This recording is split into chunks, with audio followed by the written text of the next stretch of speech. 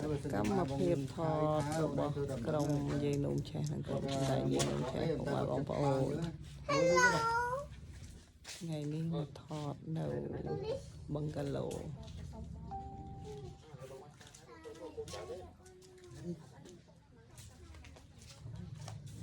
និយាយថាសុំបងបងណៃយកទៅ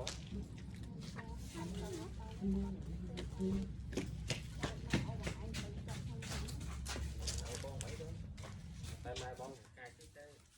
បកាយមិនតែទឹកអត់អត់តែណាតោឲ្យគាត់និយាយតែណៃគេពងសាសងគ្នាពុកម៉ែបងប្អូនប្រុសក្មេងស្រីចាស់កាយតែមកគាត់តែពេលចិត្តគាត់អត់អូបងឲ្យស្លូតទៀត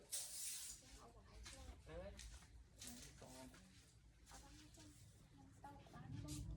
ហើយយ៉ាងទៅ